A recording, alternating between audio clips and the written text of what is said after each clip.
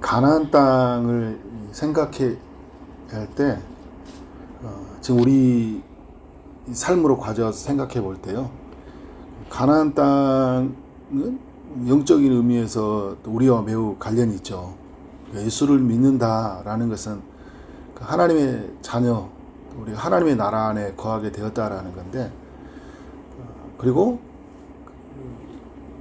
우리가 하나님의 그 약속 속에서, 그리고 하나님의 그 안식의 세계 속에 살게 되었다는 거거든요.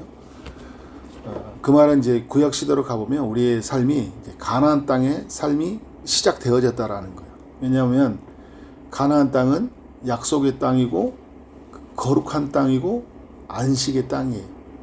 그러니까 하나님의 나라가 어떻게 임할지를 모형적으로 보여주는, 그게 이제 가나안 땅이거든요. 그러니까 오늘 가나안 땅에, 이제 오늘 우리가 성경을 읽을 때 가나안 땅에 들어갔다라는 것은 오늘 영적인 의미에서 우리가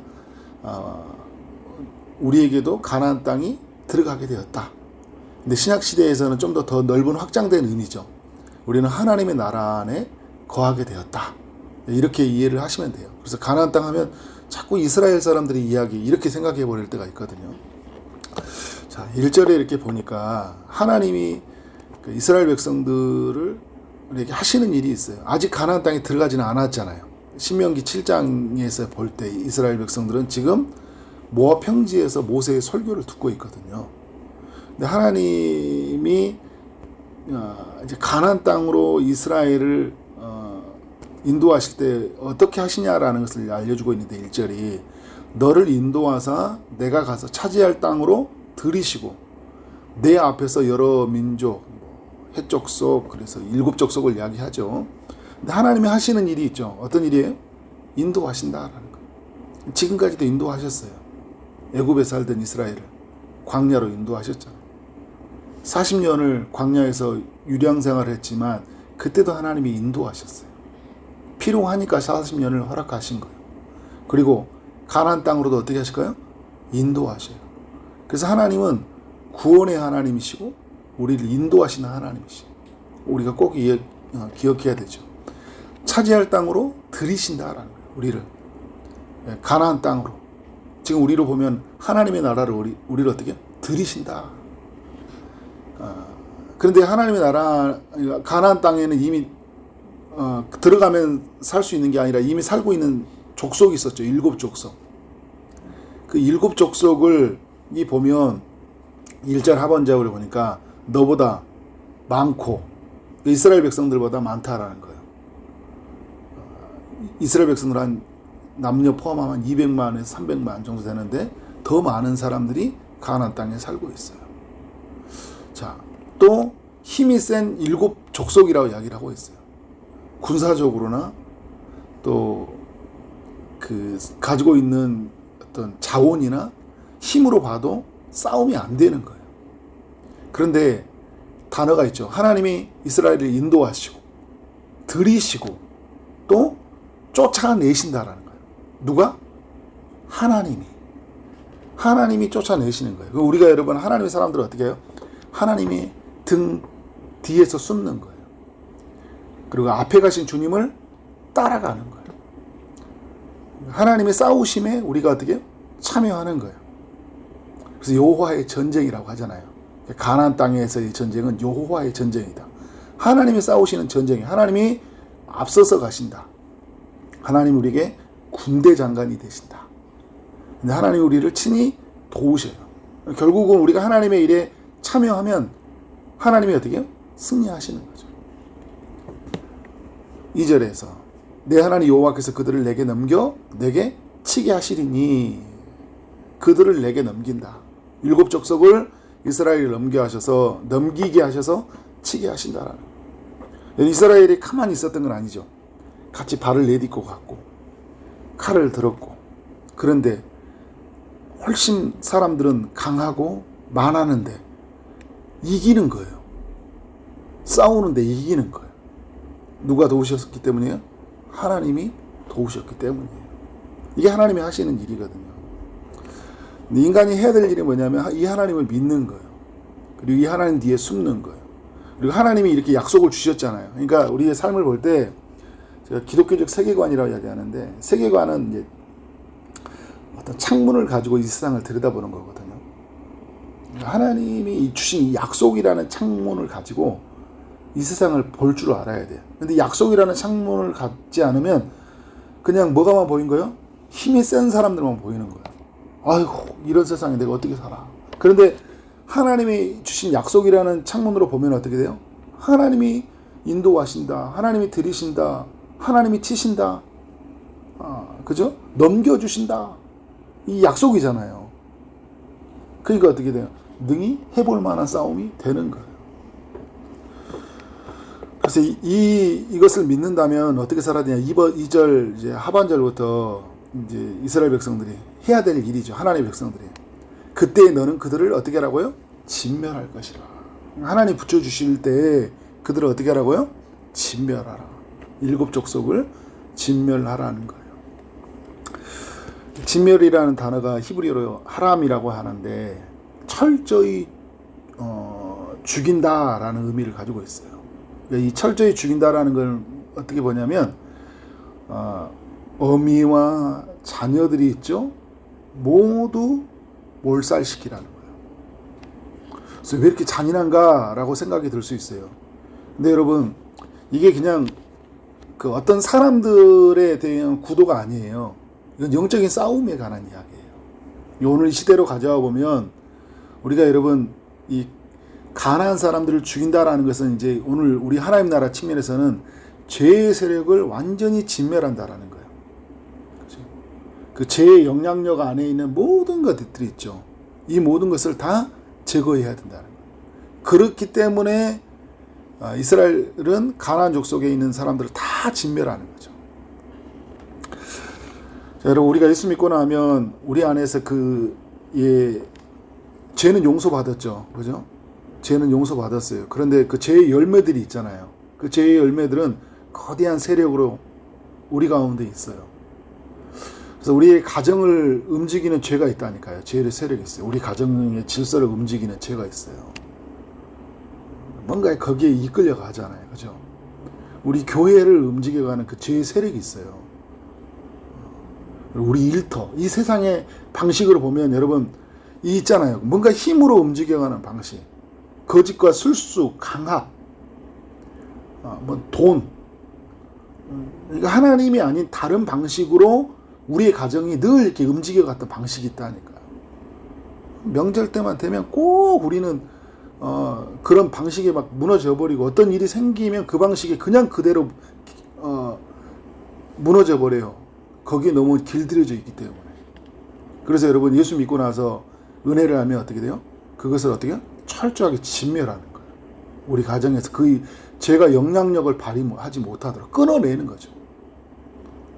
끊어내는 거예요. 그게 이제 우리 하나님의 사람들에게 필요해요. 철저한 결단이 필요합니다. 삭개오가 여러분 예수님 만나고 나서 소유의 절반을 가난한 사람들이 주잖아요. 그리고 빼앗은 사람들은 4배나 갚아주거든요. 삭개오에게서 있었던 그 죄의 세력은 뭘까요, 여러분? 돈으로 모든 것을 해결하려고 하지 않은 삶이었잖아요, 그죠? 그래서 빼앗기도 하고 속이기도 하고, 그리고 자기가 하나님의 백성이라 또 이스라엘이라는 그런 것들을 다 저버리고 살았어요. 그게 더 중요하니까. 그런데 주님을 만나고 나니까 어떻게 하는 거예요? 이게 나한테 문제였구나. 그러니까 어떻게 해요? 소유의 절반 드리고 빼앗은 사람 4배나 갚아는 거예요. 나는 이제 돈으로 움직이지 않겠다는 거예요. 나의 주님은 돈이 아니라 누구예요? 예수 그리스도라는 거예요. 예수 그리스도로 내 삶을 세우는 거예요. 그리고 예수 그리스도를 중심으로 내 삶을 경영해 가는 거예요. 근데 그게 방해되는 것은 어떻게 해요? 철저하게 다 제거해 버리는 거예요. 철저하게. 오늘 이게 말씀을 보면요, 이렇게 하게요. 어떤 언약도 맺지 말라라고요. 그들과 제 세력과요, 유대 관계, 동맹 관계, 어떤 그런 삶을 그런 맺어가는 우리의 이 모습들이 있잖아요. 왜 이렇게 할까요? 안전하게 살려고 언약을 맺는 거잖아요. 언약을 맺으면 서로 상호 보호해 주니까. 근데 하나님의 사람들은 그들의 거대한 힘의 세력과 우리가 연대를 이루고 그들과 어떤 계약을 맺는다고 우리가 보호받는 게 아니잖아요. 그렇지 말라는 거예요. 비굴하게 해서 여러분 거기에 그 사람들 우리의 저버리면 안 되는 거예요. 우리는 하나님이 보호하신다, 하나님이 인도하신다는 확고한 믿음을 갖는 거죠. 그리고 거기 보면 어떻게 해요? 하나님 우리 인간을 너무 잘 알아요. 불쌍히 여기지도 말라는 거예요. 자, 노인들과 아이들 진멸하려고 할 때 마음이 흔들릴까 안 흔들릴까요? 흔들리겠죠. 근데 불쌍히 여기지 말라. 이게 제 세력이기 때문에 그런 거예요. 그러니까 여러분 우리의 삶에서 우리를 연민을 느끼게 하는 어떤 제 요소들이 있다니까요. 거기 흔들리면 안 되는 거예요. 이거는 그냥 좀 해도 되는 거 아니야 말은. 철저하게. 자, 3절에 보니까 또 그들과 혼인하지 말라라는 거예요. 3절과 4절에 이렇게 해줘요. 혼인하지 말라. 혼인한다는 건 여러분 연합이잖아요. 결합. 두 가지가 견합이 돼요. 문화적인 견합이 됩니다. 그 사람이 살아온 문화와 어떻게 해요? 내 삶의 문화가 결합이 되는 거잖아요. 그리고 또 하나는 뭐냐면 신과의 결합이에요. 내가 믿는 신과 그 사람 믿는 신이. 그죠? 중요한 게 있죠. 우리가 믿는 하나님, 나가 믿는 하나님과 그 사람이 믿는 신이 같아야 되잖아요. 그죠? 충돌이 일어나는 거죠. 만약 3절 내 딸을 그들의 아들에게 주지 말고 그들의 딸도 내 마음대로 삼지 말 것은. 자, 4절에 보니까 뭐라고 해요?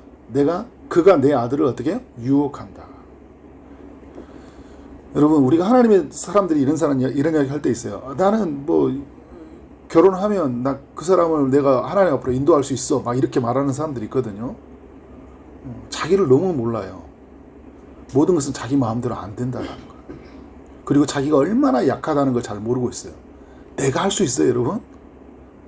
내가 여러분 이 영적인 세계에서 내가 이길 수 있는 힘이 있나요?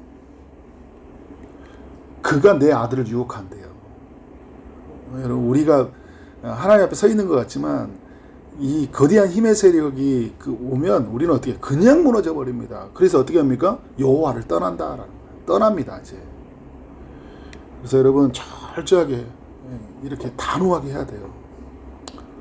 뭐 저희 가족도 제 아내 처제도 보면 결혼을 했을 때 저희 동서가 신앙이 없었어요. 근데 그때 이제 어머니가 낸 거 이야기는 절대 안 된다 이거죠.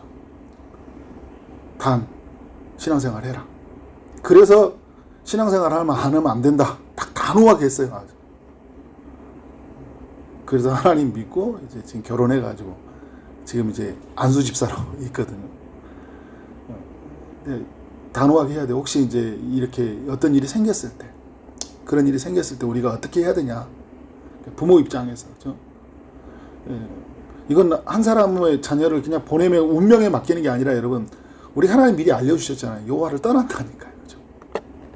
다른 신들을 섬기게 한다. 여호와께서 너희에게 진노하사 갑자기 너희를 멸하실 것이라. 하나님이 진노하셔서요. 갑자기 멸하신다는 거예요. 인생이 멸망이 되고 가문이 멸망이 되는 거예요.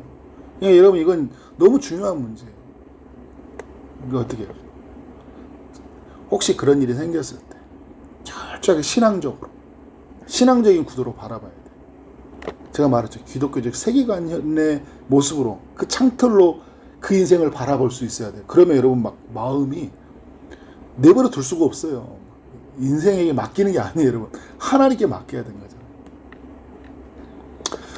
자, 5절은 이런 이야기를 해요. 3절과 4절은 가나안 땅에서 하지 말아야 될 일이고요. 5절은요. 가나안 땅에서 꼭 해야 되는 일이에요. 무슨 일입니까? 그들에게 행할 것은 이러하니 그들의 제단을 헐며 주상을 깨뜨리며 아세라 목상을 찍으며 조각한 우상들을 불사를 것이라. 우상을 깨뜨리라. 가나안 땅에 사람들을 진멸했죠. 이제 해야 될 일이 뭐냐면 가나안 땅에 있는 우상을 제거하는 일이에요.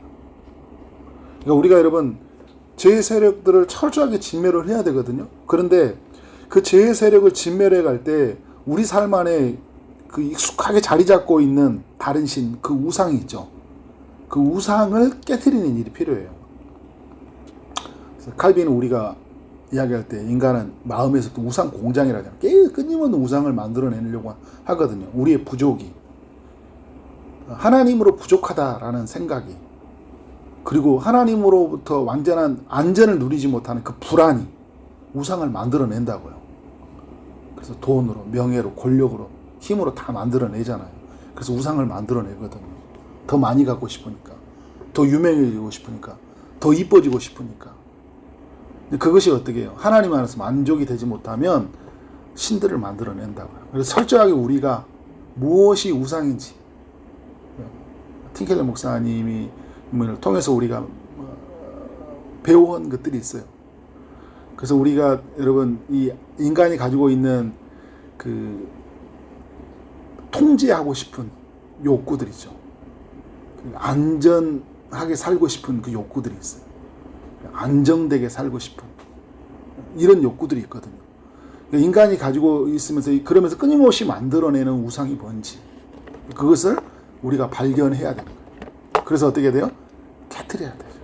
그래서 주님이 우리에게 십자가라는 무기를 주시고 그리고 성령을 우리 가운데 임하게 하심으로 하셨잖아요. 십자가 앞에 나가서 철저하게 우리 우상들의 성경인 우리 자신을 알고 하나님 앞에 고백하고 도와달라고 외치고 그리고 성령을 의지해서 어떻게 해요? 철저하게 우리 안에서 있는 우상들이 깨어지도록. 그래서 우리가 섬겨야 될 신은 누구예요? 하나님이시잖아요. 우리가 하나님이시고 이제 우리는 철저하게 깨어져 있는 우리가 살아야 될 삶의 이정표는 뭐예요? 하나님이신 우리 말씀이. 하나님 말씀을 따라 잘 살아가야 된다. 오늘 이제 6절 이하에 보면 우리가 어떤 사람인지 우리 소개해주고 있거든요. 우리는 하나님의 성민이다. 하나님의 백성이다.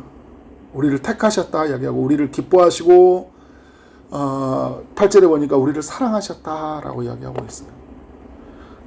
그리고 천대까지 하나님은 인애를 베푸시는 분이시다 이야기하고 있어요. 그렇기 때문에 우리는 어떻게 살아가야 됩니까? 철저하게 제 세력을 진멸하고 우리 안에 있는 우상을 깨뜨리고 살아야 된다. 이것이 하나님의 백성된 삶이고 이것이 가나안 땅의 삶의 방식이에요. 그럼 오늘 우리로 가져오면 뭐예요? 우리가 하나님 나라에 살아가는 삶의 방식이라는 거예요.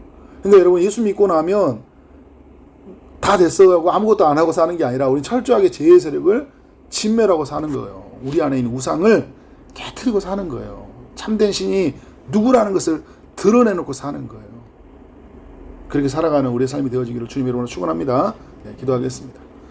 하나님 아버지 감사합니다. 오늘 신명기 7장의 말씀으로 우리에게 교훈해 주시니 감사합니다.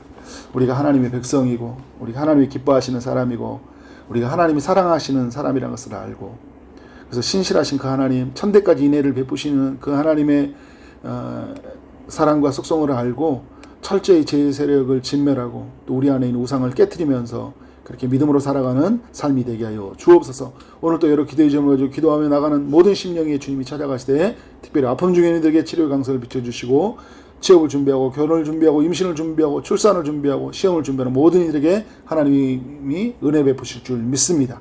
오늘 또 우리와 함께 하신 주님께 모든 영광을 올려드리며 예수 그리스도 이름으로 기도를 쌓옵나이다. 아멘.